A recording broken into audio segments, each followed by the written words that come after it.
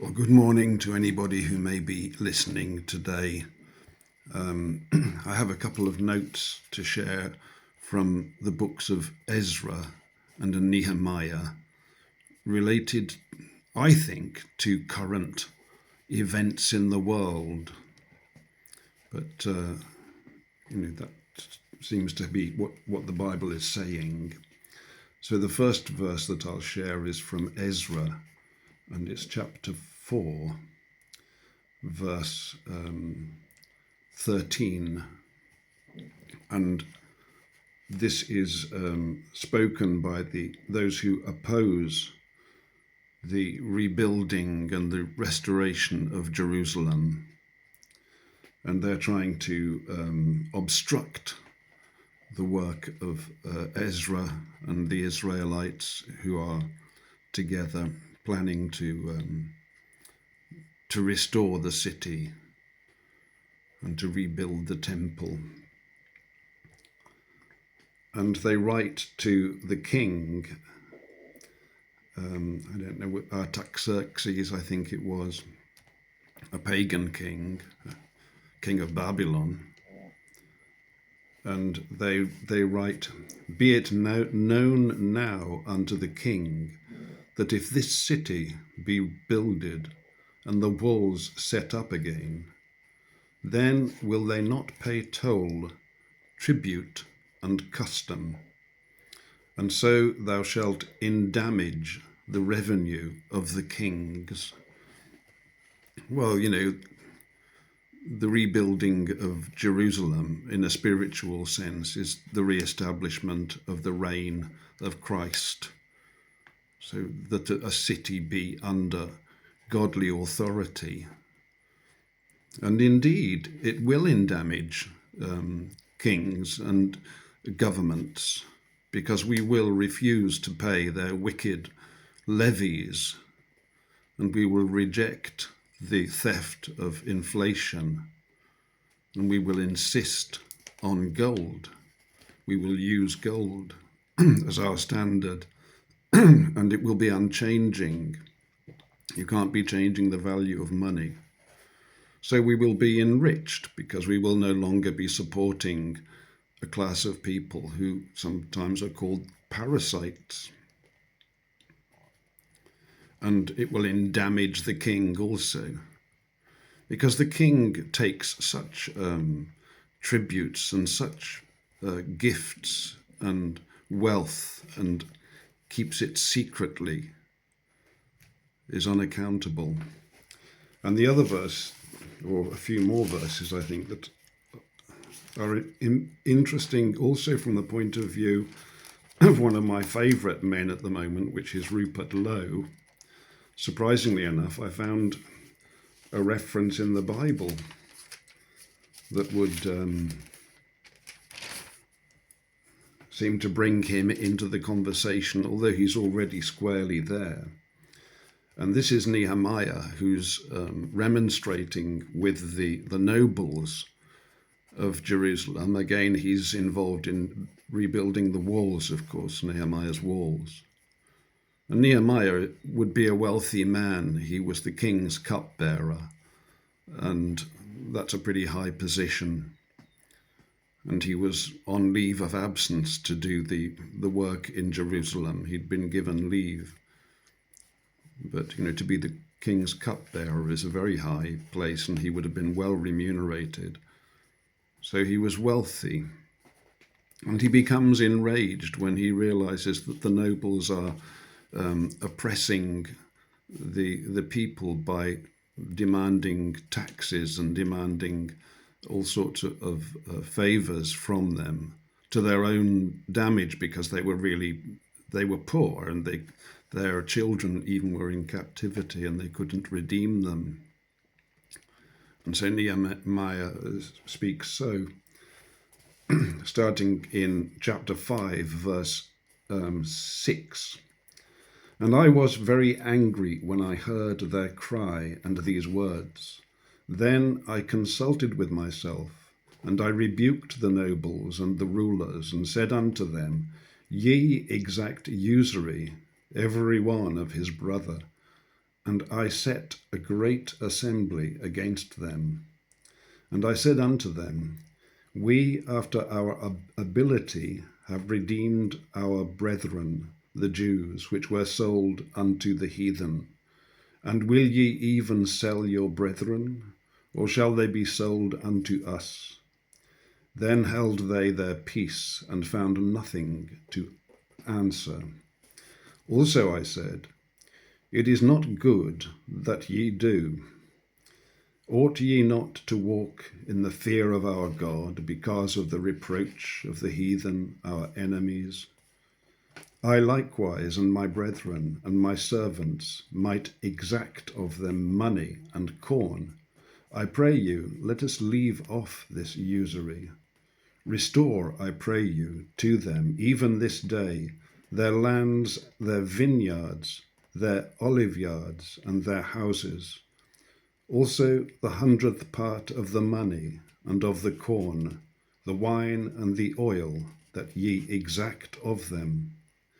Then said they, We will restore them, and will require nothing of them. So will we do as thou sayest. Then I called the priests, and took an oath of them, that they should do according to this promise. Also I shook my lap, and said, So God shake out every man from his house, and from his labour, that performeth not this promise. Even thus be he shaken out and emptied. And praised the Lord, and the people did according to this promise. Now Nehemiah continues now to state, I believe, that he never took the governor's money. And to me, this makes him a comparison, if you like, to Rupert, who has refused to take his parliamentary salary, which I think is quite significant. I can't remember whether it's £4,000 or £5,000 every month. And he doesn't take it. He instead devolves it, not to a charity, but to doing necessary works in his in the constituency which is now being fought, or about to be fought, of Great Yarmouth. And I think that's just admirable that he's doing that. I mean, it's quite a lot of money if you think about it. You know, for me, a single month of that would make a huge difference, and I'm sure it would for many people. You know, you can do quite a lot with a monthly salary of 4 or 5 grand. And Rupert's a wealthy man, but he's not inordinately wealthy. I'm sure, you know, he could think of many other things to do with that money, but he doesn't do it. He doesn't care. He doesn't want it. And that's admirable. I mean, how many government ministers, how many members of parliament would be in such a position if they chose to exercise their discretion and devolve their salary to helping the local people in their area? I'm sure there would be many. I mean, I understand if a man has no money of his own and needs it all, then, you know, why begrudge it? But there are certainly some very wealthy men and women in Parliament, and they greedily take their salaries. The same, really, of the king. The King of England has enormous wealth. And, you know, under our constitution, that is the nation's wealth. And so when he looks around his palace and looks through the casement and sees the suffering of the people and our oppression, then why does he not open the coffers and benefit his subjects, his royal subjects? It's really quite disgraceful. I'll just finish reading this part of Nehemiah in chapter 5, verse 14. Moreover, from the time that I was appointed to be their governor in the land of Judah, from the 20th year even unto the 32nd year of Artaxerxes the king, that is 12 years, I and my brethren have not eaten the bread of the governor. But the former governors that had been before me were chargeable unto the people, and had taken of them bread and wine, beside 40 shekels of silver. Yea, even their servants bare rule over the people. But so did not I, because of the fear of God. That's pretty significant, isn't it? If we consider present times. And, maybe somebody's listening from a different country and they think, well, I don't, Rupert Lowe doesn't really have any relevance to my life. But I believe that he does, because remember, this is England. And this is a Davidic spirit, as it were, that's been raised up in the land. And it's very important because of the throne. But there are Davidic spirits, Davidic individuals being raised up in many countries at the moment, and truth is being spoken. But, the effect of restoration of England will be absolutely tremendous because of, the spiritual standing of this nation, this people, and the throne indeed.